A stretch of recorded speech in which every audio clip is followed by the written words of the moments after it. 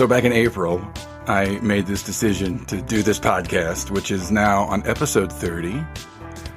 And I started it in Guatemala. We were quarantined. Trish and I had our tragic wedding, for those of you that have been listening to this show. And I've come full circle, because here we are back in Guatemala, and I'm sitting here with my wife, Trish. Hi. How are you, babe? I'm good, puppy. Thank you. We're going to talk about anxiety. We're going to talk about all the stigma that comes with it, the decisions to get on meds, to not get on meds, how it affects a creative life, what you can do to kind of intervene with it to make sure that you can have a functioning life. So it's a co-hosting episode today. I'm worried. I'll be interviewing Charlie on the end of it. Really? Oh, yeah. I don't know if we confirmed that or not. Well, we just did. So what do you want to say? Give him the go-to. Let's start the show. Say something. Put your phone in your pocket and... Oh my God. Put your phone back in your pocket. Creating behavior starts now. Let me hear you do it. You got to give them an order, and then you got to make an announcement. 2 actions. Do it. Put your phone in your pocket. No. Creating behavior starts now. Put your phone back in your pocket. Creating behavior starts now. Okay. You get the idea. No, do it again. Put your phone back in your pocket. Creating behavior starts now.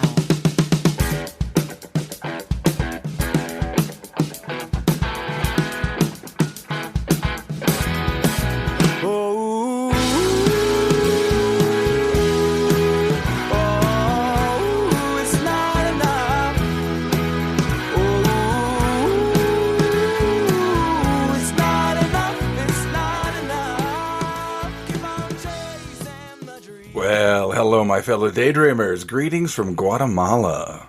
Trish and I got down here Wednesday.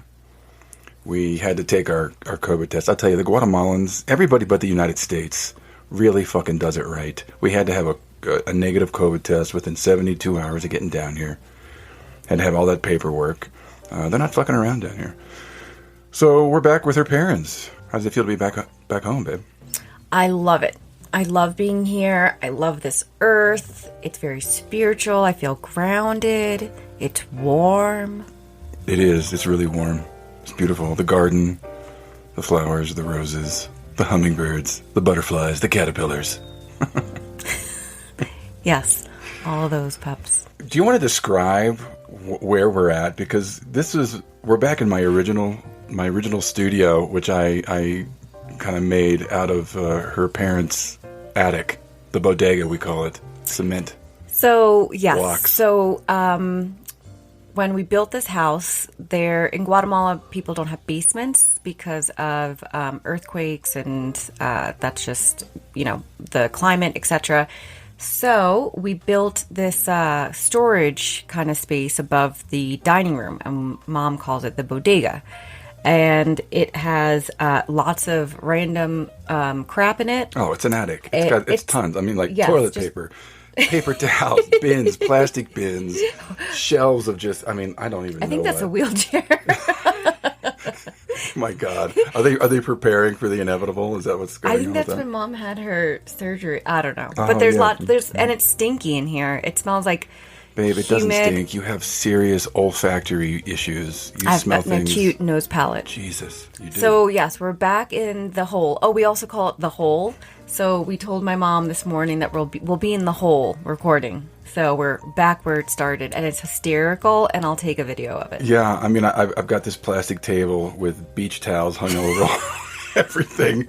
And, of course, I forgot the one piece I needed to be able to attach the microphone to the table, so it's being held up here by a 25-pound dumbbell. It's first class all the way, but listen, I'm whatever works. That's right. Whatever works. That's right. We decided to have Trish on today because I've been talking about her for how many weeks now. My wife is a professional life coach. She coaches in anxiety. She's an anxiety sufferer. She has generalized, is that what you call it? Generalized anxiety disorder? Yes, GAD. GAD. She's been on meds for how many years now? 5 years. So she coaches people that deal with anxiety, people that are trying to further their career, that feel stuck, and she deals with people that are going through breakups, who are heartbroken, or even can't get out of a relationship and need to, and what are the concrete steps you can take to move forward. So I guess the first thing I want to ask you is, what's the difference between a therapist and a life coach for people that don't understand that? So with therapy, therapy takes a lot longer than coaching. With therapy, there's a lot of the why questioning. Why do we think that we created these patterns? Why do we think that we've set these types of attachment styles? And they do a lot of work from your past. So your formidable years around age 5 and 7, they'll start there and work their way up to where you are currently. So that's why it takes a bit longer, because it's really about leaving no stone unturned. Stone. What did I say? No tone? No tone or stone. Is that the meds working on you there? So with coaching, it is action-based. It is about moving forward, and it's putting actionable steps and to hold you accountable. Yeah, but can't you get that in therapy? It's a different type of method. So with the therapy, as I said, you do a lot of work from the past, and coaching, I take you as you are today. So I'll ask about the past. However, I don't do work from there. And then I give homework at the end of every session. And then you have to submit the homework back. And then we do a lot of the coaching based off of that homework. So it's really about putting things into motion. And I usually call myself a creator of positive change. Life coach is just, it's so broad, which is why I have my buckets. Trish Barilla's creator of positive change. That's right. Damn you. So yeah, so that is the most significant differences between therapy and coaching. Okay, so why is somebody going to seek you out as opposed to a therapist? I mean, what are your clients looking for? Well, I would say 90% of my clients are actually in therapy. So it's just another added layer, and it's a different model. If you're in therapy and you're going through your trauma or whatever it is that you're going through and searching with the therapist, with a life coach, it's about, as I said before, putting steps into action. So it is going to happen quick because I'm ready. I want to kind of light a fire under your ass and get you moving. So an object in motion tends to stay in motion if we think about the laws of physics and Newton's law. So if I can get you into that forward thinking, then I want to create that and keep that momentum going. Which is different than therapy.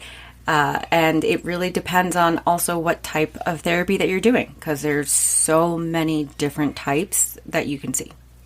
Well, I mean, I know you have suffered from anxiety your entire life. So, how old were you when you realized, or I guess we're told by a doctor, like, this is what you have and this is what's been afflicting you for your entire life? Well, funny enough, I wasn't told by a doctor. I was told by those an ex-boyfriend? No, I don't think that they would have called it that. I think they probably would have. You're just batshit crazy. Else. That's what they would probably say to you. You're batshit crazy, which is, I think, what a lot of anxiety sufferers have to endure. Kind of the shame of I don't know, like being called crazy or out of your mind, or. Well, I mean, it's ignorance, right? So Sure. If you don't know anything about a certain disorder, then you just label it the broad term. Oh, you're just crazy. You're just overreacting. You're just whatever. Calm down. Just calm down. Yeah, sure. I'll calm down. So when I first realized what I had, I was watching one of those infomercials, and it was 3 a.m. because as an anxiety sufferer, we tend to not sleep well. And I was home living with my parents. I was probably about 20 years old, and they said, "Do you suffer from?" And they started listing all of my triggers, all of my anxious triggers. And I thought, yes. Well, what are those? What were they? Do you suffer from a racing heart, intrusive thoughts, what if statements. Does your body go into a certain type of reaction? Do you tend to overthink? Do you have problems sleeping? Do you have digestive issues? So they started to hit every single one. And then there was a section on panic. Do you have panic disorder? Do you feel as if you are going crazy? Do you feel as if you're having a heart attack? So it resonated with me, and it was that moment in, I guess, a movie where there's like an epiphany, and it was like, ah. And I ran into my parents' room, and I said, oh my God, I know what I have, get up. And then, of course, I'm sure my dad said that I was crazy, go back to bed. And then the next day is when I started my journey, because then I realized that it was an anxiety disorder and that they were anxiety specialists. So I found a therapist who was an anxiety specialist, and he was fantastic. All right. So then what happened to you? You find out, okay, this is my problem. And how do you get from that to Obstacle. This is my obstacle. As opposed to a problem? Correct. See, listen to this. I'm learning something every minute with you. You're giving me the evil eye. Why can I call it a problem? It's a teachable moment, sir. Why can I say you had a problem? Well, because a problem is negative. You know, a problem means that you're going to fix it. A problem can be solved. Anxiety is not solvable. It is manageable. Okay, and I understand that language is important. It is very important. It's very important when we're talking about mental health. Okay, so how do you get from that obstacle, understanding, okay, this is my obstacle, to getting medicated for it? I mean, you probably spent how many years just It took me without meds? I didn't get on meds till I was about 36, I believe. So 36 years you're without medication. Correct. Suffered. So I suffered. Oh, what kind of suffering? What are we talking about? I would have extreme panic attacks for, no reason. Panic. When you have panic, there's no actual cause, or there's no variable where if some people say, oh, I have a phobia of spiders, it gives me a panic attack. You can take a spider in a room and out of the room. If you take something out, then the anxiety dissipates. Panic disorder doesn't work that way. Panic just pops up without that X factor, and it can come on quite rapidly. It's rare that it's ever slow. It kind of hits, and when it hits hard. So with panic, I've had panic since I was probably about 5. I suffered for a long time. The reason I got on meds was a few factors. Silver Linings Playbook was one. The movie, yes. Silver Linings Playbook. Yep, Bradley Cooper. And Jennifer Lawrence. Thank you. If you're listening, Bradley. Thanks, guys. Yeah. I think it was either mania, depression. I can't recall the exact mental illness, but what was it about the film that helped you? I went with my friend Alistair. We were watching it, and the struggle that Bradley Cooper had gone through, there was a moment where he refused to take his pills, and it destroyed his marriage. He had to go to a clinic, and he was super paranoid, very paranoid, physically abusive because he couldn't contain his paranoia, etc. I can't recall the exact mental illness that he had, but he's in the kitchen one morning. He realized that he wanted a better life. It happens in a split second. He wanted a better life and wanted it with Jennifer Lawrence. So he took the pill, and once he took the pill, everything started to change. And I mean, sure, I've been told about, oh, take meds and, you'll see how it feels and you won't have to suffer. But I'm not sure why it was that particular movie. And we never know what really changes us. This happens in life all the time, right? After the movie, my friend Alistair said, do you know anybody with a mental illness? And I couldn't keep it together. I was hysterically crying.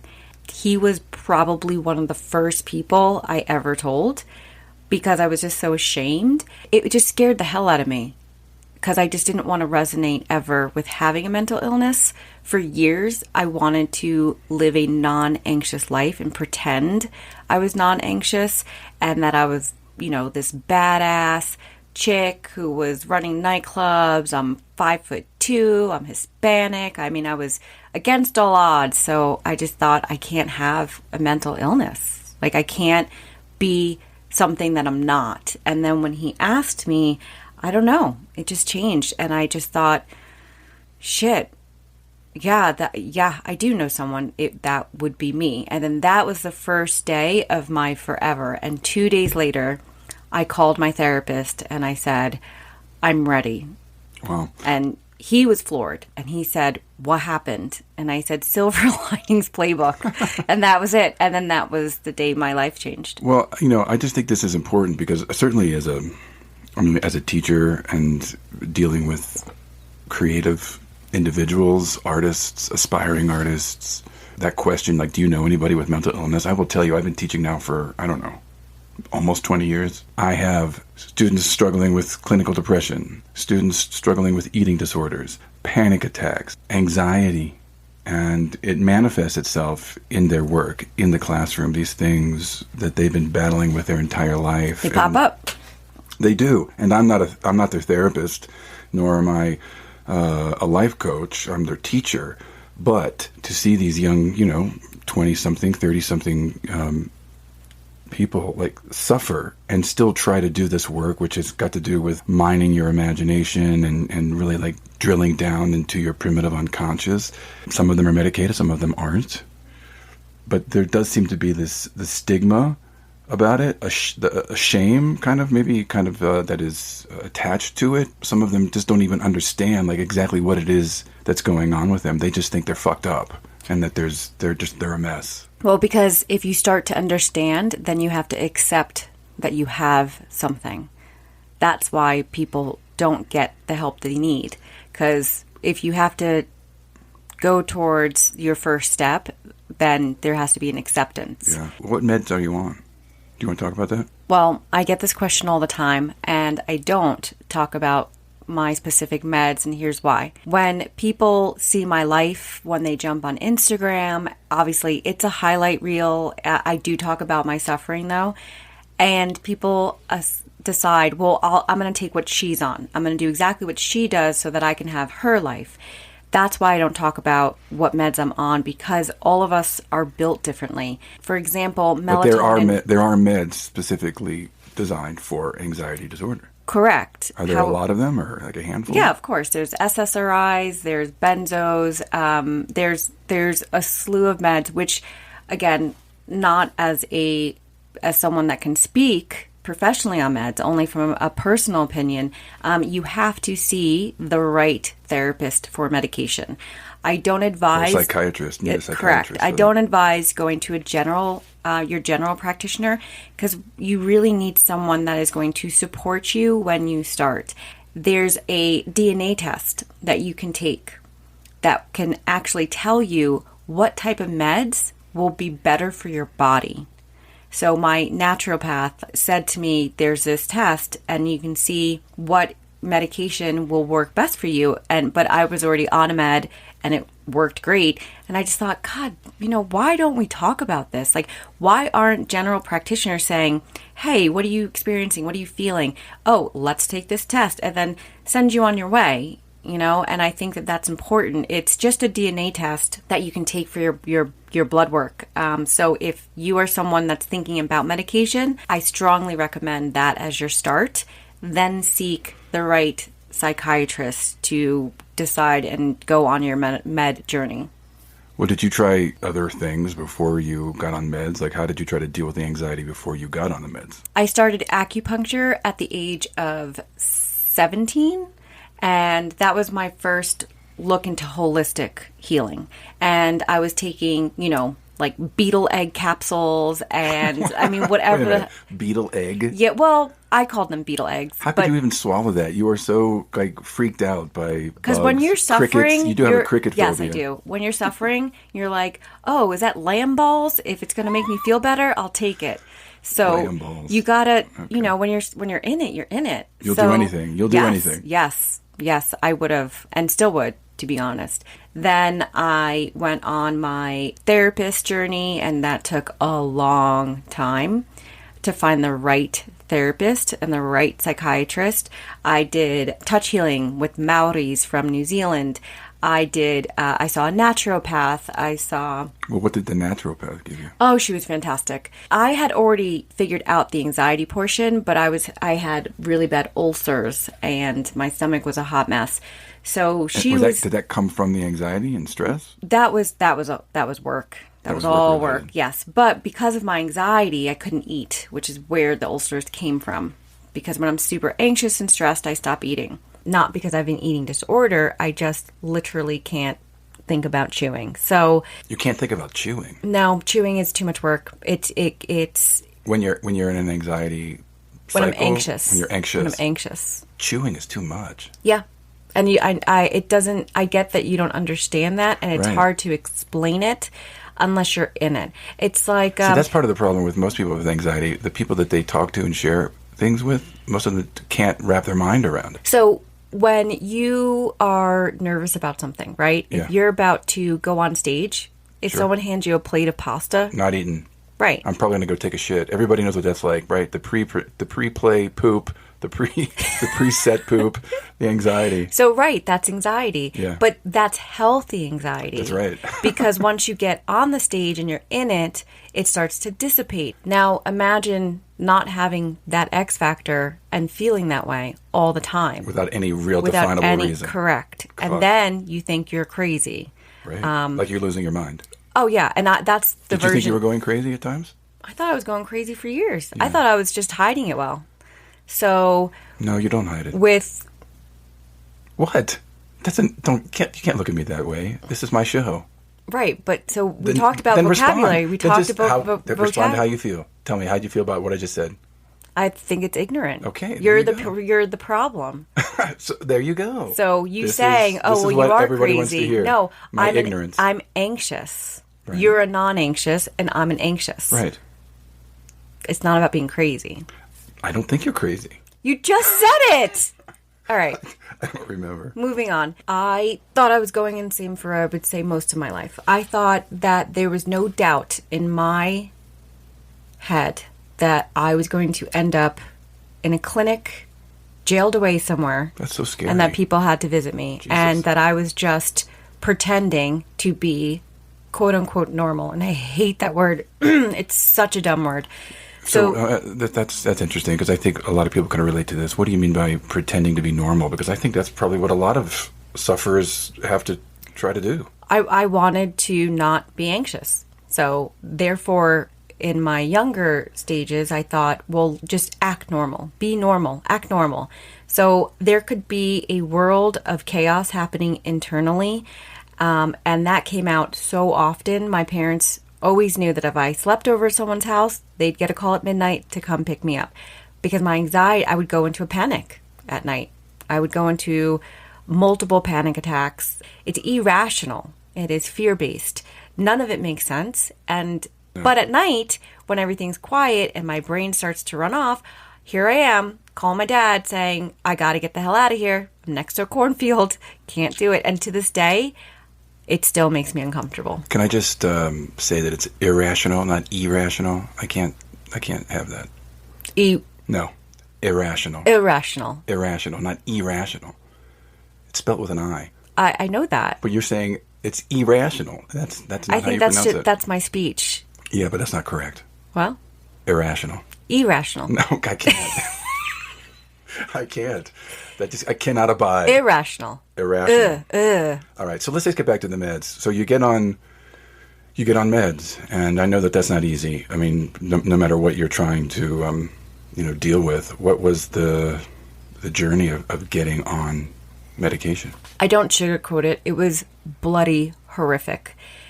When you start to take medication for any type of mental illness, and sometimes this doesn't happen, but generally it does, and it's not spoken about enough.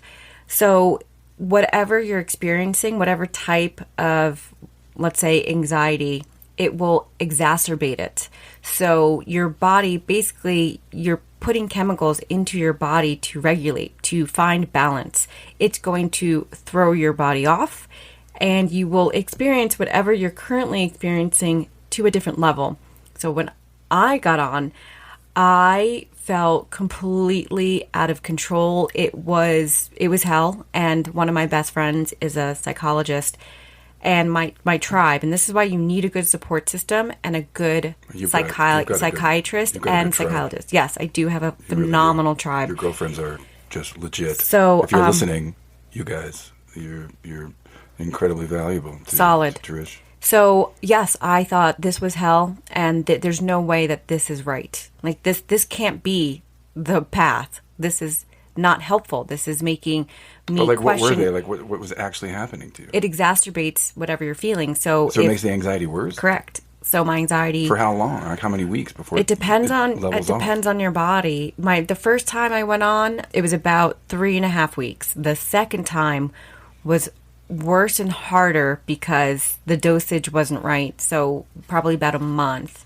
And there were moments in time that I thought, I don't think I can hang in here. I don't think I can make it. Did you ever think about just like, fuck it, this can't be good. Why am I feeling this way? Yeah. Probably once a week. I just thought, this isn't right. This isn't right. And my friends were like, you're okay. Stay on. And, it's better on the other side. Thank God I stayed on. Did you have insomnia and were you throwing up? Like those kind of reactions? It was different both times. It also depends on your sensitivity. I have a very, very sensitive body when it comes to any type of medication. Yeah. Some people don't, and they don't experience a lot of side effects. That's why meds are so difficult to prescribe, because everybody's created like a snowflake, right? Like no two people are alike. We have different DNA. That's poetic, babe. Oh, well, did write poetry back in my day.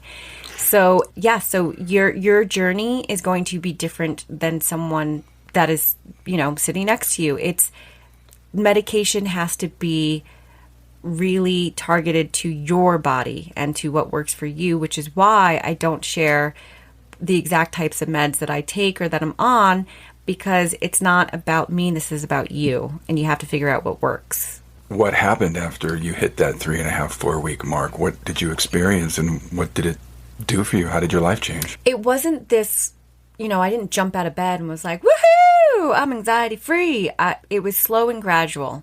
So every day started getting a little lighter. I started getting out of the horrific what if cycle. I wasn't ruminating on anxiety. It's almost as if anxiety was just every thought of my waking moment. And I just looked at people and thought, man, you don't know how lucky you are that you don't have to suffer this fucked up internal mental battle. It's a battle.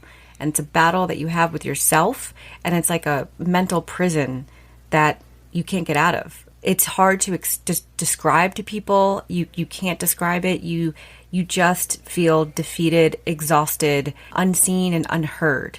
When it started to lift, then I thought, oh man, is this what people feel? Like, this is amazing. Like this is normal? Oh my... Well, no, not normal. Okay. There we go again. I'm sorry, did I misspeak? It was how the non-anxious live.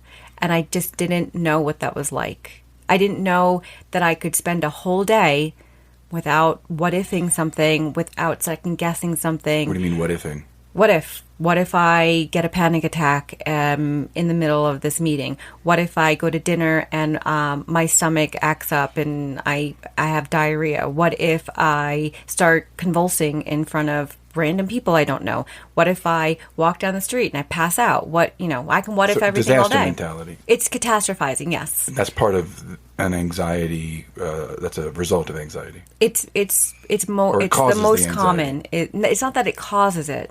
You're already anxious, and now you go into a what if cycle. The second time I was on meds, so I'm curious why you got off them, if they were doing so well for you, and then what happened once you got off them, and then why you got back on, which it takes us kind of almost to when we met. Yes, it does. And oddly enough, the reason I got off was because I was here in Guatemala and didn't have enough prescription, and didn't think about finding a doctor here or finding a way to get medication. So I just thought, well, I guess I can't get them. And I was in such a good space. And I just thought to myself, you know what? Let's go with this. So But I I didn't. mean, the fucked up thing is, it's the meds that were allowing you to feel normal. Not normal. What's the word? Let me just give me the word. Non-anxious. Thank you. It was the meds that was doing that for you. But Like, there's a disconnect there. well, sometimes people choose to go on medication to do the work, to learn how to manage, and then get off and see if they can still consistently live a more non-anxious life. And that can happen for some people. Of course, it depends on your makeup, your Yeah, that's not you. well, I learned that was not Right. me. All right, so you get off the I meds. got off. I was off for a year. That's when you and I met. So when I met you, you had been off your meds for a year. Correct. Okay. So I just thought, wow. And I wrote the book. And this is another chapter that It's called A Face of Anxiety. it started on Instagram. That's right. And then people kept asking, is it a book? Is it a book? And then I had a media company, not a publisher, a media company ask if I needed help to put it out self-published. And I said, well, okay. And then here we are. So I felt like a hypocrite because I wrote the book that I got off meds. And then when I did the book launch, I went into one of the worst anxiety cycles that I've had. It was just a perfect storm, and it hit hard. You and I got back together, and I couldn't get out of it. What do you mean by a cycle? I call them cycles. That's not a medical term. I call them, anxiety cycles where. What are those? Because I'm sure there are people listening that know what this is. So I noticed that around November, my anxiety will hit harder. It could be due to the time change. There's lots of moons involved. I'm a bit spiritual, and everything really does affect me. And November's a tough time. I hit that point where I just wasn't able to eat. I was in fight or flight, which is what basically anxiety is. You're in fight or It flight. scared the hell out of me, let me tell you, because as someone who had fallen in love with you, to see you struggle, to see you lose weight, I mean, you were so thin. I just didn't know what to do. And nor did I. It was, again, called my tribe. They said, you have got to get back to your doctor. And it was my ego. And I this feel is like what you were resistant to getting back on the them. whole You put time. it off for Yes, months. And you know what it is? I was approaching my 40th birthday, and there's something about birthdays and age that we all hold on to, and it's so dumb. I just wanted to be not on meds when I hit my 40th. I don't think anybody walks around saying, "God, I'm glad I need medication," to. No, but there was something I was holding through on to life. about this age of 40, right? And so that was my resistance. And then also I wrote a book about getting on meds and getting off meds. So I felt like a hypocrite. I didn't know what to do about it. I was slowly wasting away, literally, and I was scared to death. And I went to my doctor, and he was so funny. I went to him in a blizzard. We had a blizzard that year, random. It was like a one-day blizzard. And he was in his normal wear with boots. And he said, well, okay, you're here in a blizzard. What's going on? And I've had him for years. And I said, I'm in it. And he said, okay, are you taking your meds? And I said, no, I got off of them.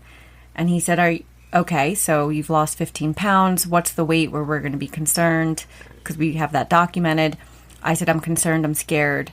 And he said, do me a favor. And I said, well, check my bloods. Because again, when you're anxious, you don't think that it's on you. You absolutely believe that it has to be something else. I have a parasite. I have some other type of disease. I have a brain tumor. Anxiety will make you think that there's this reason, there's this thing that's happening to your body, because it can't just be your thoughts. You feel too responsible if it's your thoughts.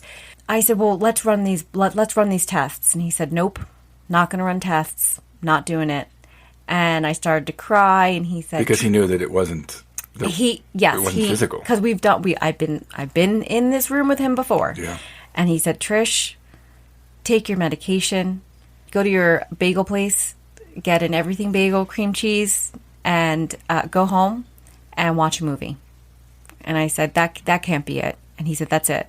It's that simple. And then he kicked me out.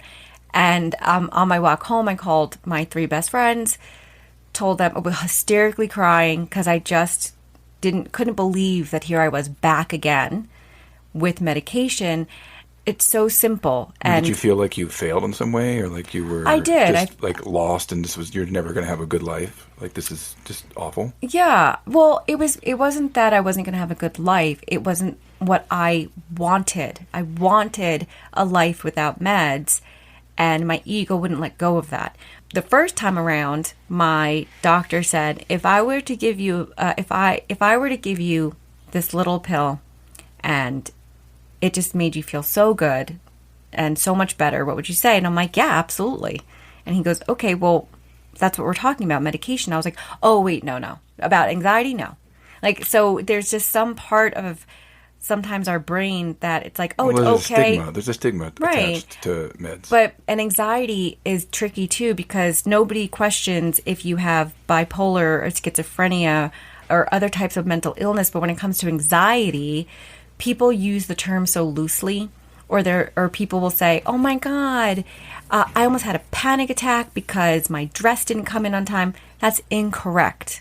You did not almost have a panic attack. Yeah. Because let me tell you, right. If you do, Please. You are in fetal position or in an ER or on the way to an ER. Yeah. And listen, I've seen so many panic attacks in my classroom because, someone is triggered. They really feel like they're either going to have a heart attack, they're going to die, they're losing their mind. I mean, now that I know what they are, they used to scare the shit out of me watching somebody go through it and not knowing how to. But there's nothing you can do really other than just let them have the panic attack and tell them that they're okay. And to just get present, I guess, But they're horrible. Yeah, I wouldn't wish them on anybody. But that walk home, I got home, and I had the meds. They were in my house. I took them. All that time they were in the house and you Yes. never took them? I never took them, no. That is fucking crazy. So I took them, I cried, and I went to my deli. I got my bagel. I watched It's Complicated. That's my anxiety go-to movie. And then rom-coms. You and rom-coms. I start God right, almighty. light and fluffy. The amount of bullshit I've had to watch with you. Because you're a non-anxious. Yeah, well, right. Yes, I'm also an acting teacher, and I have to sit and watch these stupid rom-coms.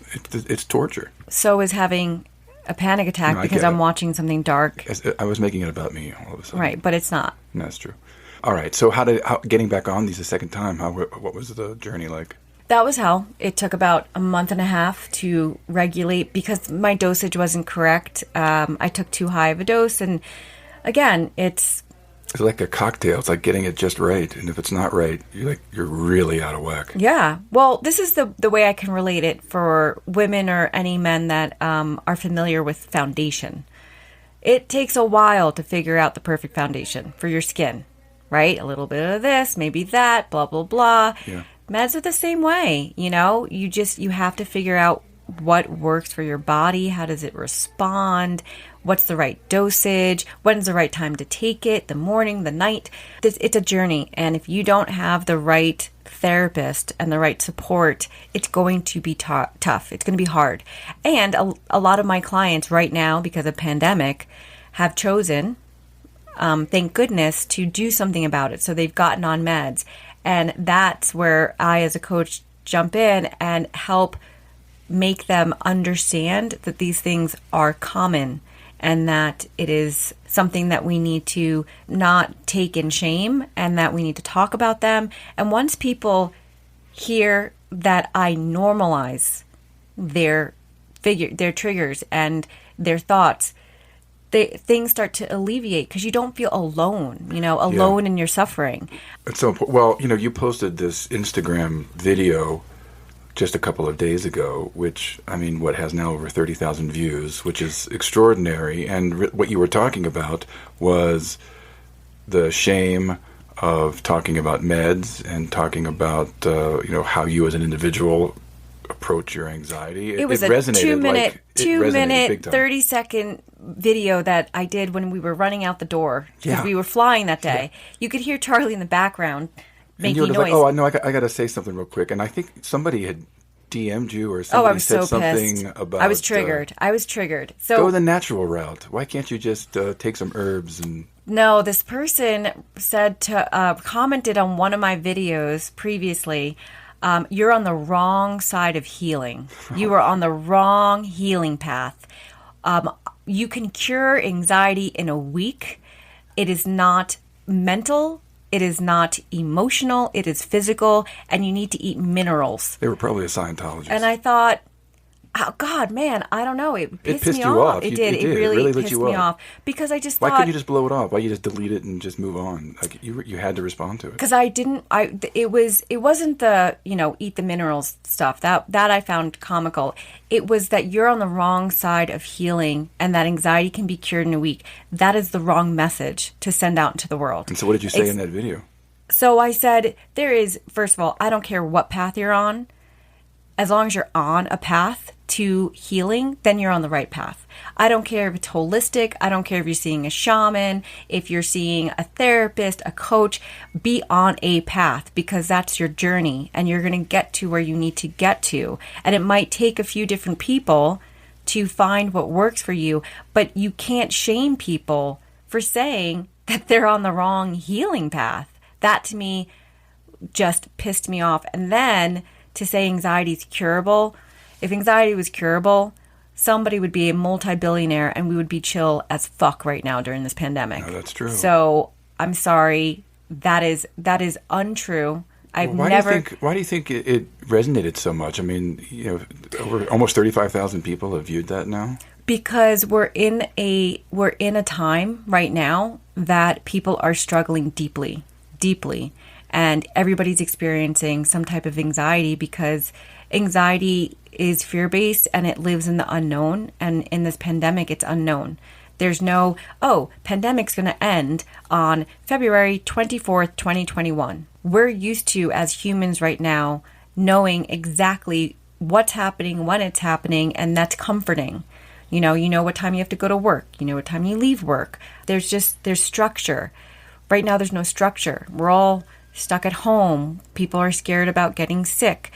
People's jobs are changing. They're losing jobs. How am I going to pay my bills? There's so much fear, and it's collective. So we all vibrate to a certain type of energy. And sorry, yes, I'm a bit spiritual, so I will talk about energies for a minute. If the whole world, when you walk into a space, whether it's, let's say, a funeral or a birthday, there's a collective energy in the room. Sadness, Sure. Happiness.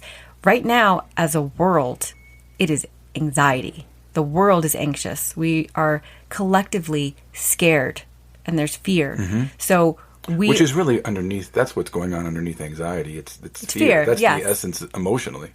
Right. So if that's a collective whole, people generally, like a lot of people who follow me right now are following because they're suffering some type or some form of anxiety. And I'm putting out my content and I'm using my voice because I'm saying it's okay. It's okay if you feel like you're losing your shit. It's okay if, you're having panic attacks. It's okay if nobody understands you. I get it. I have walked that walk. I have gone through hell and back with my anxiety. So it bothered me that this woman was using my platform to say something so ignorant. And I didn't want people to read it and think, oh yeah, let me just eat some minerals and cure my anxiety. Oh, maybe she's right. This person's on the wrong side of healing.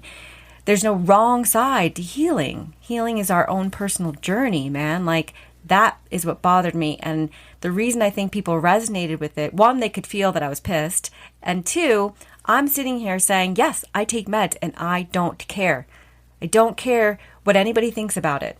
Because if I were to give you a version of my panic attacks, no, thank you. One version No, of it, and you had to live through it, Jesus, you would not be saying to me, you should be not be on meds.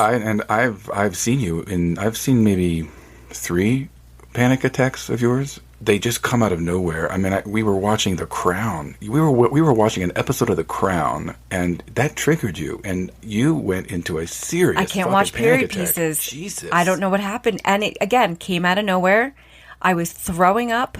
I was had violent diarrhea. It was the But like you couldn't even say why. It was just the show, and it was I don't know couldn't tell what you. was it. Couldn't tell you. Right, right. And this is why I go back to when I say to people, live an anxious lifestyle, not a non-anxious. So everybody in that room, we were with Maggie and Richard and you, and everybody was involved, and they thought it was great. So I pretended that I was okay, but I knew I wasn't. But it then was you just happening. disappeared from the living room, and I thought, oh, getting to know like how to, I don't know, just be aware of when something could be going wrong. Like when you just disappeared, I thought, oh, something's happened. And then when I went upstairs, you were pacing, you had your headphones on, and you just like, I'm in it. And so I guess, there are so many people listening that suffer panic attacks. How do you get yourself through a panic attack? So I like to tell most of my clients that they need to have a toolkit for their anxiety. Meaning, what makes you grounded? What keeps you calm? What can get you out of that what if? Because when I go into panic, my what if statement is, what if I lose control? What if I go crazy? Now, I've had these thoughts my entire life. Never has that ever happened. So I like to counter the what if thinking with what is. So what is your current reality? And to remind yourself where you are at that very moment. Anxiety lies to us. It's all a bunch of bullshit, but it's so real to us. Like just get in the moment. Like, where am I? My feet are on this floor, and these are the walls, and there's a bed here, and I'm safe. And yes, and also the facts of it. What is? So out of every time that I've had these thoughts, when has it ever came true? When has it ever come into fruition? Probably never. Nothing. Right? And I will tell you, I mean, I can't count how many panic attacks I've had, in the thousands. So the fear is always worse than the reality. So in reality, I have to say to myself, these fears have never come to fruition. So how do I get myself back into my body? Are you saying this to yourself in the midst of the panic attack? Oh, yeah. Yeah. Last night, for instance, sometimes you can feel them coming. Sometimes it's too far gone. Last night, I woke up and I felt my heart racing, and all of a sudden I had impending doom, and I was what-ifing that somebody was breaking into the house. And there's moments now that I know I could either capture it or I need to take some type of medication to stay away from getting into a panic. So I brought myself back down to reality, and I said, where are you? You're in bed. What if I didn't lock the doors? No, I did lock the doors. Dad checked the doors. What if someone breaks in? And then I countered that with, well, since we've been here, nobody's ever even attempted to break in. We also have cement walls 9 feet high. There's electric barbed wire going around the top. There's 160,000 volts pulsing through the electric barbed wire. But it's a compound. But when you're anxious, this all goes out the window. So I have to remind myself of what is my current reality. So that's how I got myself out of that cycle last night without having to take med, because I want to try to rely on myself. But when needed, absolutely, I will go to medication. Flying is a trigger for you? Your gut is a trigger for you? Yeah, I didn't fly for 7 years because I was unmedicated. And this is why I think part of the reason why I love you is because despite that anxiety, you've been all over the world. I mean, you've been to Spain, you've been to South Africa, you've been on safaris. Not by choice. It's because for some reason I fall in love, or my family lives across the bloody world. That's true. So yeah, New Zealand. You've gone on flights. You puked on somebody. Oh, who my ended mentor. Up being your mentor. Yes, on a flight to New Zealand. The one of the top worst panic attacks, and this I know. That's a 13-hour flight. It scares the hell out of me. I was in the bucket seats, and there's 2 bucket seats in a row, and I know I have to pay more money because I know that I'm going to have a panic attack. There's no way around it. And they have very nice bathrooms, and they're large, and they're wallpapered, and the attendants are quite nice. So I do let the person next to me know that I am an anxiety sufferer, and not to worry if I have a panic attack. That's nice of you. It's scary. So I would assume that it would scare the hell out of someone. I doubt a lot of people do that. This poor man. So I told him, he said, oh, where are you going? Blah, blah, blah. We shot the shit. But it messed up my routine because I have to get myself mentally prepared for that flight. So talking to him was intervening with what makes me calm. So that, and I didn't want to be rude and say like, stop talking, dude. I need to get into my mental space. So we talked about my book and he's like, oh, what's it on? And as the anxiety was bubbling up, I said, okay, well, it's on anxiety. He said, oh, what about? And I said, well, I'm an anxiety sufferer. I have panic attacks. And he said, oh, what's that like? And as we're talking about it, here it comes. And then I put my hand up and he's like, are you okay? Then I puked on him. And then I continuously started puking because that used to be my reaction. And then so puke all over him, all over the seats. It wasn't all over him. It was like a little, it was a little bit on him. And then I started to try to rip my clothes off because I overheat in those moments. So I was wearing like a sports bra top. So this poor guy I've never met, I'm taking my clothes off. The attendants are bringing ice over. And then luckily I told him what I had. So he told them, don't worry, this is anxiety. It's a panic attack. She just told me about it. I think we just need to get her calm. Could you even talk? No. This poor guy, I don't know. Well, damn. He just ran with it. So they carried me into the bathroom. This guy kept ice on the back of my neck. So then I had to take my medication, knock myself out. I slept for a solid 12 hours, and this poor man did not sleep. He was so worried about me. And how long ago was this? 5 or 6 years ago, maybe. And he's become my mentor. Yeah. Mentor.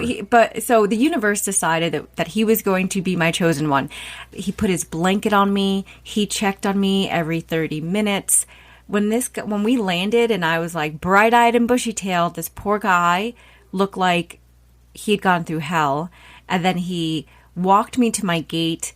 My next gate, was scared to put me on the next plane. It was just, he was lovely, and we've been friends ever since. So yes, that happened. I didn't feel shame about it because out of that came a beautiful friendship. True. Well, I think this might be helpful for people out here that are listening, you guys, that suffer in this way.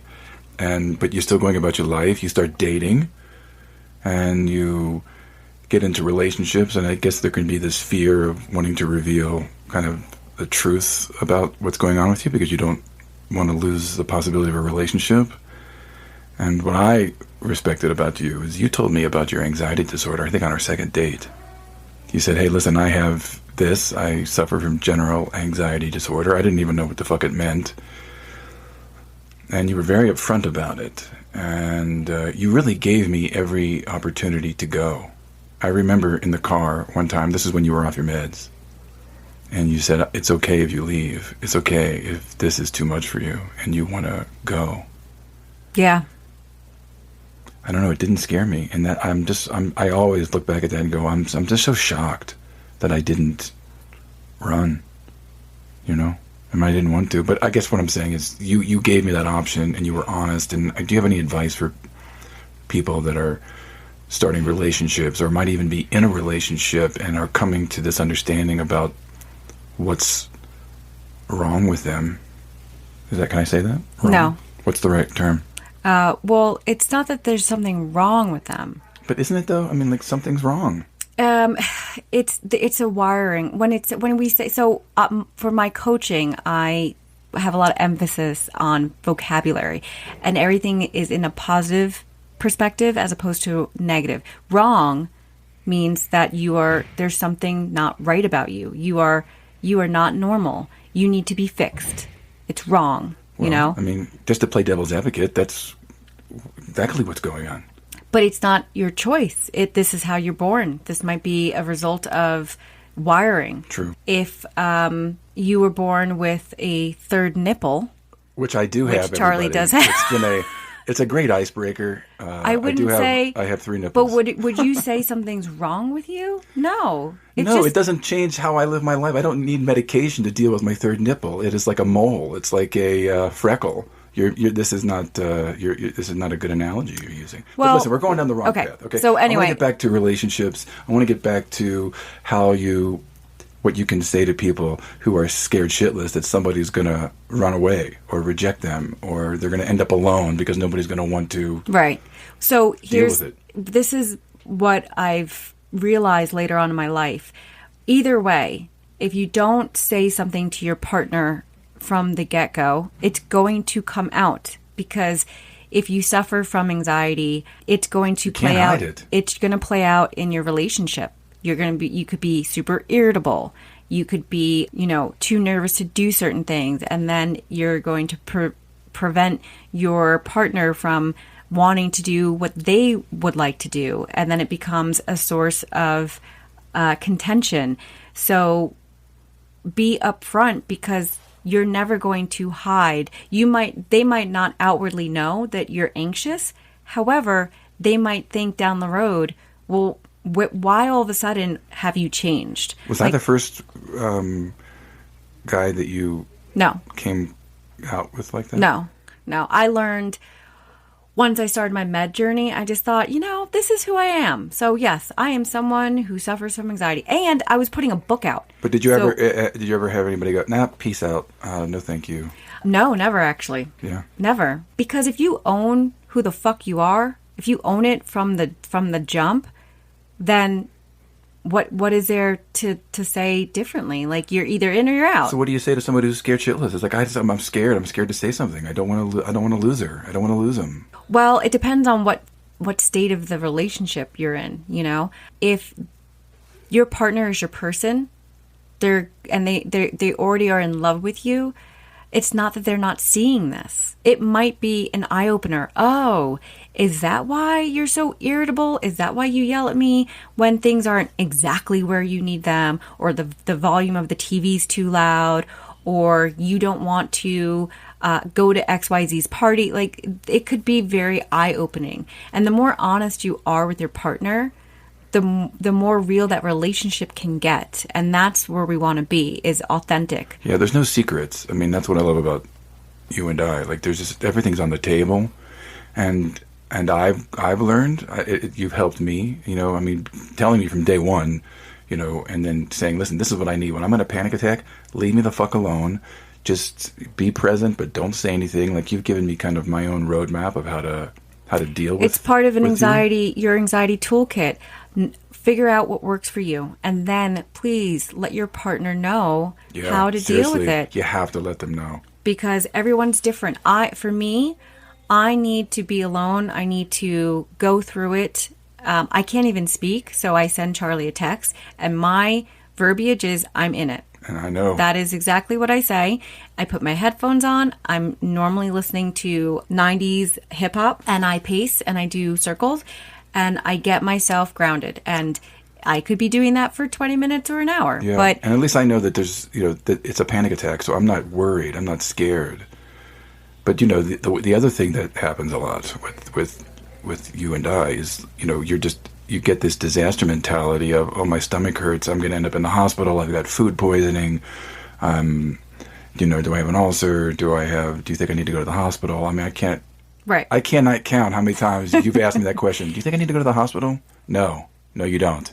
You're fine. Yeah, but we talked about the reassurance. If I feel as though, am I asking you, do I need? The answer is usually always no, you're going to be okay. Right. Not, well, I don't know. What does it feel like? Hell no, I would never say that. I'd think, no, you're fine. Right. You're okay. There's nothing wrong with you. And until your body is going through certain reactions that are visibly clear that you need to go to a hospital, then again, that's when you would go. But my irrational brain is telling me irrational. Irrational. No. I can't. Let's just skip it. No, I can't. Well, but this has been, 42 years of me saying it. God, irrational. It's irrational, everybody. You have a lot of clients. How many of them live a creative life? I mean, most of the people that listen to this show, they're artistic, they're creative. And that could be anything. I'm not like no, actors, I know. I'm thinking. I would say probably 65% of them are creatives. Is there anything that's a common through line? It doesn't matter what type of lifestyle, like if you're creative or not creative. Yeah, that's true. It could be a mom of four and, right. It doesn't Gary, matter. Indiana, who's the fuck out. The norms is, when it comes to anxiety, is I'm scared of my own thoughts. My heart races. There's intrusive thoughts that could pop up. What do you mean by that? Intrusive thoughts are thoughts that you aren't actively choosing. They usually scare the hell out of you. And this is something that I think is helpful because this is one of the scariest parts of anxiety. And it did happen to me.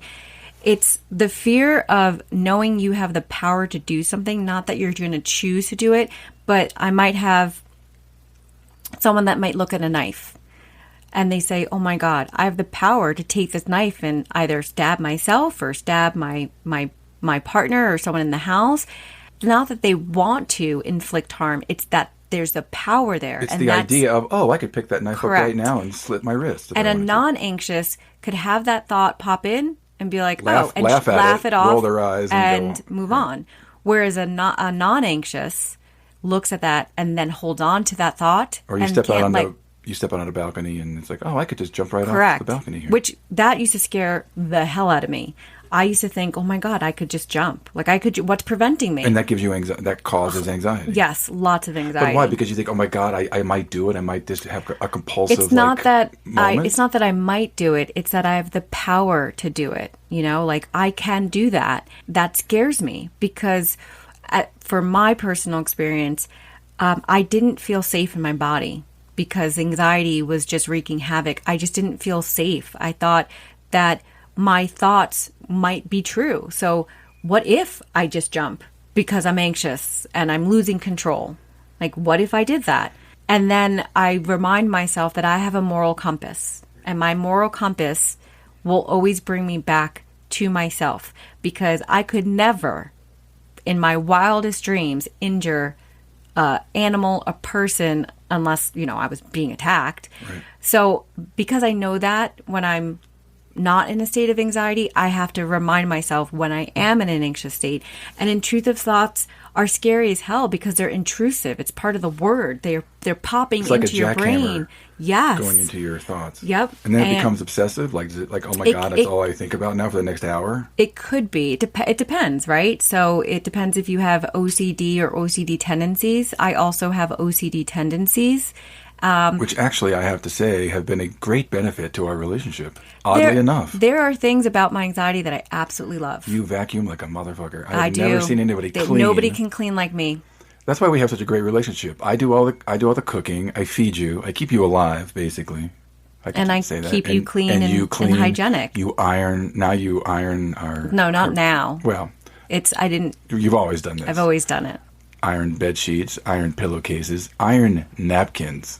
I mean, who the fuck irons napkins? My mother. Yeah, right. Unbelievable. I love it. So with anxiety, there's just... People are scared to talk about it because they think that when the words leave their mouth, they're going to be judged. They're going to think I'm crazy. They're going to think something's wrong with me. I'm not normal. And you know what? I'm here to tell you that these thoughts are common. They are so common. There is a world of anxious people. Before pandemic, 4.2 million U.S. citizens suffer from some type of anxiety disorder. Before the pandemic. Correct. 1/3 of them are the ones that get help. The rest don't. Suffer. Now, God knows what that number is. I'm sure I wouldn't even, I think there's no way that people are walking around as, without a fear of this pandemic. So all of the thoughts and fears that we have as anxiety sufferers, it is common.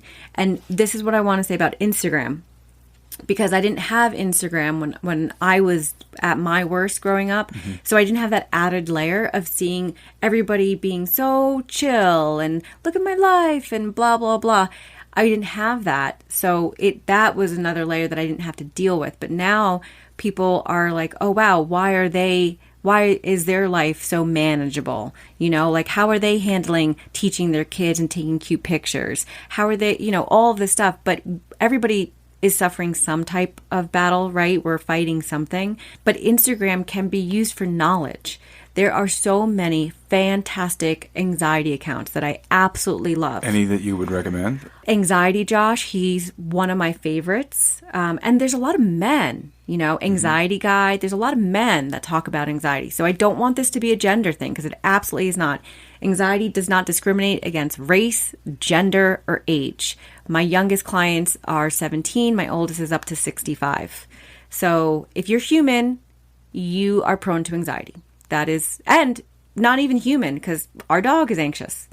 So, are there any of your good friends or anybody on Instagram that you would recommend, maybe if they for working out or eating healthy or being nutritious, anything that? Oh yeah, my best friend Melissa Wood at Melissa Wood Health, correct? Right. Well, I don't know if she needs help with her following, no, but she doesn't. But her meditations are great, and I need a guided meditation. I can't meditate, just by myself. Meditation is hard for us because we can't keep your mind still. We can't keep our mind still, and we're scared of our mind. So if meditation doesn't work for you, don't force it. Do not force it. Find something else. Please find something else. If Pilates doesn't work for you, find something else.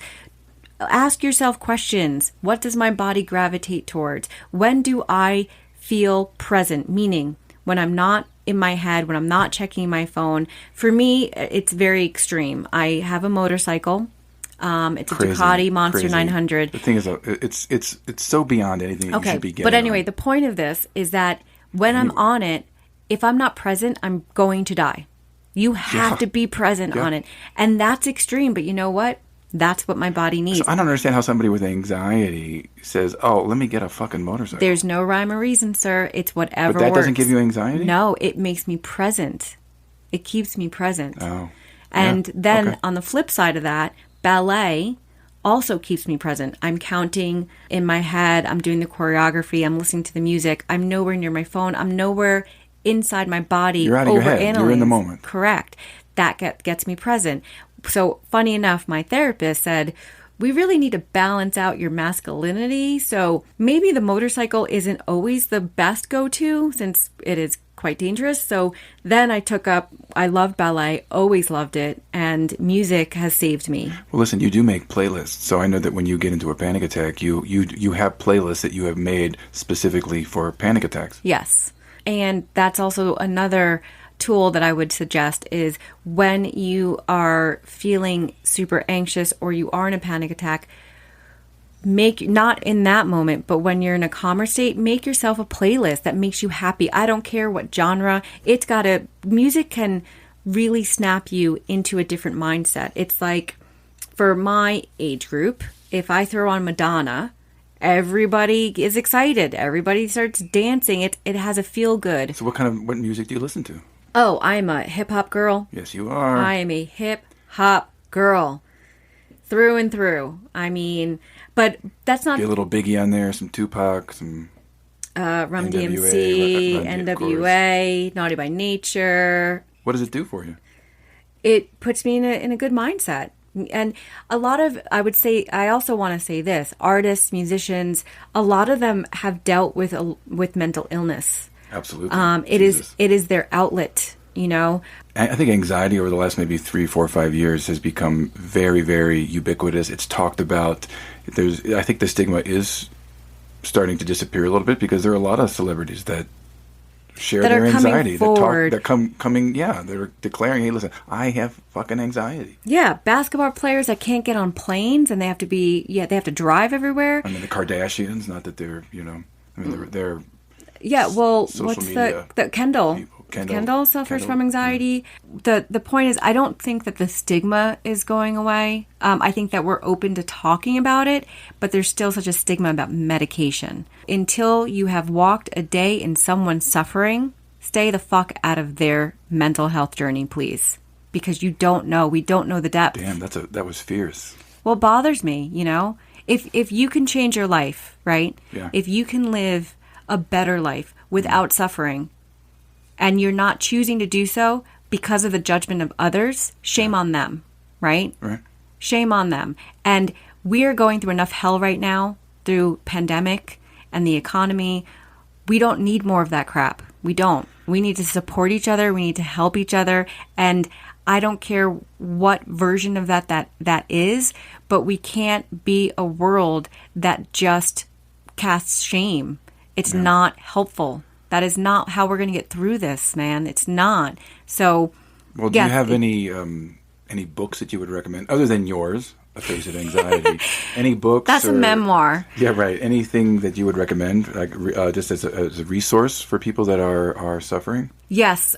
So it depends on the level of suffering. But one of the most beautiful books I've read, beautiful, I mean, haven't read a better book on anxiety, is called At First We Make the Beast Beautiful by Sarah Wilson. I love the title. Oh my goodness. I can reread this book all day. Really? It's beautiful. For those who are suffering. Even though she an anxiety sufferer herself, or is she a correct. doctor? No. Or both? She might be both, actually. I've read so many lately, I can't recall her exact bio, but that is a go-to. Why do you love it so much? The way that she speaks about it. It is very, it's easy. It's conversational. Relatable. It's relatable. It is intelligent without being overwhelming. It's not as triggering. So I love that. Intelligent without being overwhelming. Yeah. Sometimes you come up with every once in a while, babe, you come up with a good... Have you read my quotes? I have. But so here's the thing. My anxious people, don't read anxiety books late at night. Don't read them before you go to bed.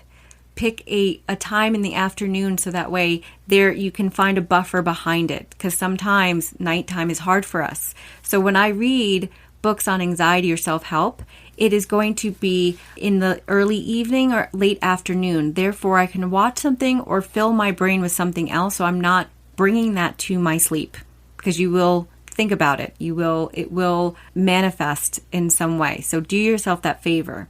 For those who suffer from OCD or OCD tendencies, my favorite book that I just finished is called Is Fred in the Refrigerator? I forgot the author, but that's the title of the book. And Fred is a cat. And man, she just nails this. She nails this on so many levels. And as someone with OCD tendencies, I felt so heard and seen. So this is what I feel these books really do for people, is making you feel heard and seen. Another great book is called At Last a Life. It's very small. It's an easy read. Again, I read it years ago, so I can't recall the author off the top of my head, but I will post on it. I'll have this all. Charlie will post the on links on the website, my website, creatingbehaviorpodcast.com, that has all of these links and the authors of the books. You can go to the website and find that. You said you wanted to interview me. I don't know. Like a question you want to ask me? So let's flip it. So Charlie. Trish. What have you learned about anxiety that has changed your mindset? Well, it's interesting. I've had it in my life to a certain degree. I'm not an anxious person. I never have been. And so it's not something that I was ever really able to kind of comprehend, right? And so I get it. I meet you on Bumble, I might add. We are a Bumble couple. And so, we had our first couple of dates and we hit it off, and I just thought, man, you are just one of the most beautiful women I've ever met. You killed your Bumble game. You had some great photographs. You were on a horse, in your farm. Listen, I'm going to say what I want to say here. Don't try to wrap me up. But I'm sitting here trying to talk, so and she's over here long. like a producer. Yeah, wrap it get up. to the point. Wrap it up. Listen, you asked me a question. Did I intervene? Did I do this to you? Did I wrap it up? I was taken by you, and we hit it off. And then, we went to, I think we went to Il Buco. Yeah. And we were sitting there, and you're like, I've got to, something I've got to share with you. And you told me that you had generalized anxiety disorder, and I just thought, this is ironic. You know what I mean? I grew up with anxiety, and all of a sudden I'm finding myself in a relationship with an anxious woman. Maybe I need therapy. And I guess what I understand now about anxiety is that it's very, very, very common. It's nothing that, for me as a non-anxious person, needs to be terribly scared about. It's not scary for me. And seeing how responsible you are, how mature you are with it, and how just proactive you've been your whole life to just get on the other side of it and be able to lead a very productive, creative life. You're not crazy. It's not abnormal. And just allowing me and challenging me to rethink how I look at it. Oh, beautifully said. Well, I thought so. See, if you wrapped me up, you wouldn't have gotten that answer. So, with you and the studio and your students, you constantly say that they should seek out therapy at some point in their life. I think all actors, artists should be in therapy for sure. So why haven't you ever gone to therapy yourself? I have gone to therapy. That's bullshit. Oh, I meant now. Well, I mean, I did 3 years of therapy in my 20s. Do you know what I Yeah, mean? that's 20s. Well, that's when I needed help. You know what I mean? I was molested by a priest when I was 13 years old, as I have mentioned on the show before. And I needed to get on the other side of, my issues had to do with my relationship to men, my relationship to men with authority, my ability to be able to trust. And that's what I needed to get on the other side of. I'm not engaged in any kind of pattern of behavior here that I'm concerned about. You know what I mean? I'm not, I don't have a drinking problem. I don't have a drug problem. I'm not, jerking off 15 times a day. I'm not a sex addict. You know what I mean? Like I don't have a problem. Now, does that mean that I couldn't benefit from therapy right now in this moment in my this time in my life? Sure. Okay, but just like everybody else, I'll find get there reasons. When I get there. I'll find reasons not to do it. I'm fine. Everything's good. Well, during pandemic, I did choose to go back to therapy because I thought, well, there's a lot to unpack here. So I did find it to be very helpful. So as an actor, an acting teacher, what anxieties did you face in the world of acting? And do you feel like it was the common healthy type of anxiety? Absolutely. I mean, certainly anybody that's been in an acting class or in my classroom or in classroom with Maggie, there's that anxiety, right, of coming to class, the anxiety of not wanting to fail, the anxiety, the nervousness of, I don't know, getting a note, being told that this isn't good, and there's anxiety revolved around that. But to me, that's healthy. Now, if it gets to a place where it shuts you down, right, if your nerves shut you down, that's no good. I mean, I think you're going to be nervous, right? I think it's how you handle the nerves. It's how you handle that anxiety. It's about, and you were mentioning this about getting out of your head, and this is why you ride a bike and do ballet. It gets you out of your head and gets you in the moment. And I think that's a lot of what attracts people to acting, to the creative life. And certainly, a lot of actors that I know, a lot of my students have various levels of anxiety. If you're going to be an actor, you got to be out of your head. You got to be in the moment. You got to be present. You can't be thinking about anything. So I think the opportunity for actors to just be in that imaginary world and to be just present and in the moment is it's so enjoyable. It's so permissive. It's wonderful. And I think that's why people are drawn to it. And you live a very healthy lifestyle. You take a lot of supplements. You eat well. I do. So what are the ways? Work out. What are the ways that? So what are the ways that you keep yourself in a good mental space? I have to work out. Well, what type of workout? Well, I mean, I've been working out pretty consistently, my entire adult life, and so it changed. When I was younger, in my 20s and 30s, I wanted to, be ripped and have muscles, and so I would lift weights, and then that's just, you can't sustain that. And then I discovered boxing, and I love that, and cardio and running, and if I'm not working out, if I go a whole week and I haven't done anything, that's what I'll start to get depressed. Yes, I've watched that. And I mean, you've watched it. Was it last week? And I was like, babe, let's get it. Yeah, I'll start to feel really bad. I mean, I'll start my self-image, and I just feel lethargic, and I need to be sore. I need to feel like I need to You're feel doing something. I need to feel tired. I need to feel like my muscles need to hurt. Do you know what I mean? I need that. I think for a lot of people, being able to start something is hard because you're not used to it. It's not a routine. And then, the body and the mind are constantly seeking balance. So if your new norm is to not exercise, that's going to be now the hard cycle to break. So to get back into that is what people need to find. And the routine's important, right? So you found a routine. You're a morning person. I am. And I want to discuss this because Charlie likes to shame me that I don't wake up. You? Yes, you do. Bullshit. What do you say? Oh, I don't know. You wake up at like noon. You wake up at 11, which is completely untrue. And it triggers me. So I want to make it very clear here today. There are morning because people. I've been up since 5:30. But that's because that's your lifestyle. That's there true. are morning people and there are night people. Right. You're a night person. There are anxious people and non-anxious people. Yes. So we need to be mindful of both. So I don't say to you, well, by 7:30 last night. What could you say to me?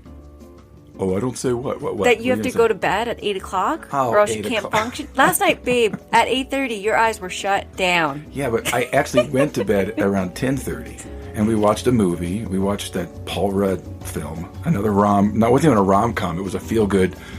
What was the name of it?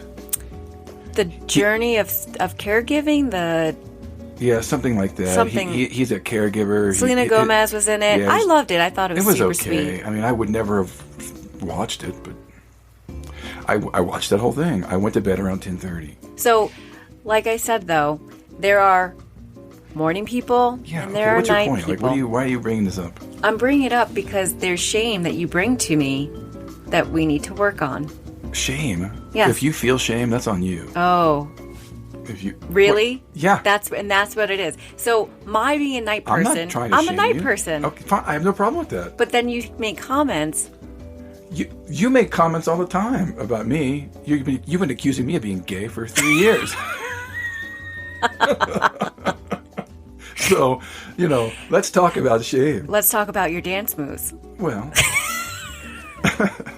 they're okay. They're there. Now we're completely off topic. But well, no, it's the same thing.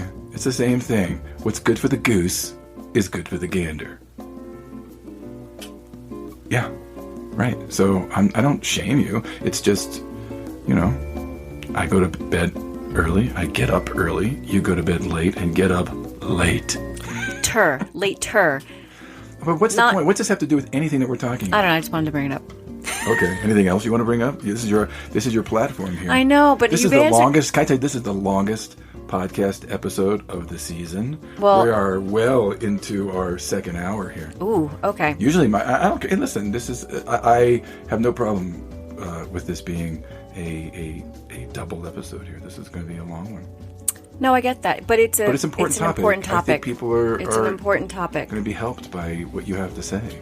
Well, I just want people to feel less alone. That's the goal. Is there something about the holidays too that you think people should you can help people with at this time of the year? Because holidays are rough. Well, holidays, November, December has always been a hard mental health couple of months. Higher rates of suicide. Right. We are deeply affected by our family dynamics. The only thing I can say is that we just need to accept what is, right? If we don't have good family dynamics, if we don't have good relationships, don't try to make them something that they're not, and don't attach to them if they don't serve you. But I would think it doesn't a lot of anxiety come to the surface during this time of the year. I mean, you're seeing family that you may not have good relationships with. Well, I guess that's normal. Normal, or whatever. What's the word? Kind of anxiety. Common anxiety. Thank you. Yes, it's healthy anxiety. Healthy anxiety is, oh man, I got to go back to my parents' house, and they're gonna tell me what I'm doing wrong. Well, listen, I had anxiety when I knew I had to tell my mom that you and I were coming down to Guatemala for the next month. Yes. Like that freaked me the fuck out. It took me like a couple of days to be able to, because I knew that she wasn't gonna like it. It was gonna upset her. But that's common anxiety. Correct. And then it dissipates once I do it. Once you do it. I don't think about it. Right. But for others who can't even get out of the cycle of like, well, what if this happens, and what if they say this, and I would say do what works best for you. If staying at someone's house, well, this would be a non-pandemic thing, but staying at someone's house that's triggering, stay somewhere else, get a hotel room, cut the visit, go for a shorter amount of time. You have to do what's right for you. If you are a grown-ass adult, you can make these choices and you can help yourself. You don't have to do anything. You know, we all have choices in life. Make things more easy for what you're going through. And for those people who right now can't get home, then try to figure out ways that will make you happier. So it's not like this is going to be a great holiday, right? We're not around the people that we want to be around. We're not doing all the festive events, etc. And it's scary times. So we have to find joys in the small things, whatever small things those are. And if you're sad, be sad. Don't push away your feelings. Own your feelings and talk about them, either with close friends or family or mental health professional. I don't care. Just don't sit with it. You know, it will show up on your body in some way. So I want to just make sure that people are being kind. Kind is the key word to yourself. Be kind. Make choices based off of what will make you feel better and help you. And for people around you that don't understand your struggle, they don't have to. They probably might not ever, but you have to understand it. You have to understand it and learn how to navigate through it. That would be my biggest takeaway for these upcoming months. I love that. Thanks, babe. You haven't listened to one of these podcasts, have you? I have. What? Really? In the car with Maggie and Richard. Oh, the 2 minutes that it came on by accident? You know, I mean, that's pathetic. I know, it is. And you're right. And thank you for calling me out. I will listen to one today. Yeah, you'll listen to this one probably when it comes out. No. So you can hear your own voice. No, I don't like my voice, but apparently everyone loves your voice. I've been told I have a good radio voice. You have a good radio voice. Surprises me. Well, listen, let's wrap it up. You know, I guess before we go, I'd just like you to talk about some of the things that you love about me. No, babe. Yeah, come on. Yeah, sure. I want to hear. I would like to leave this conversation with feeling better about yourself? Better about myself. Because it's all about you. Well, right now. Anything you'd like to say? Yes, you have the cutest little laugh. Oh, yes, thanks. It's so sweet. It's like I can't do it. I can't Well, imitate it. You know what? Rather than have you go on and on and on with a long list of things that you love about me, what is it about being with me that as an anxiety sufferer you appreciate? Like, what do I? Yeah. Good question. Thank you. Let's end it on that. Okay. So. What would you say? I am 100% myself with you. You allow me that space.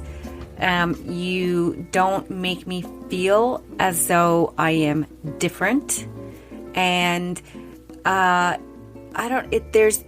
can always tell, and this is a me thing, if I'm able to eat around someone I'm dating and if I can sleep next to them without having horrific nightmares, then I know that you're probably good for my anxiety. And I will say there's many men that I've dated that I could not eat around, and I'm not sure why. There was no rhyme or reason, but you have always been so calming to my soul. You know, there's a calmness to you that makes my anxiety feel better. I can't explain it. I'll never be able to put it into words. It's an energy. You know, my body just feels good. And you're one of the most peaceful sleepers. Man, I look at you and I'm just like, you motherfucker. I don't snore. I don't you're make noises. You're so quiet. It's true. And it's so peaceful, and I want some of that. Like I want to steal your peacefulness. So that's what makes me feel good. And you allow me to be unapologetic about my life and about my choices. Yeah. So, and that's true. You know, we get along well. Yeah, and I kept my name, and you had no problem with that? No, God, Trish Sandlan? You gotta be kidding me. Forget it. You're Barilas. It's Barilas. Barilas. But I do want to wish everybody a really good holiday, as best as you can live it. Absolutely. As anxious people or non-anxious people, but please, just know the lifestyle that you should be living. Live that. I think that's well said. I hope this has been helpful. I want to thank you for coming on and doing this with me. We'll do it again sometime. Not that I really think you'll have anything new to offer, but...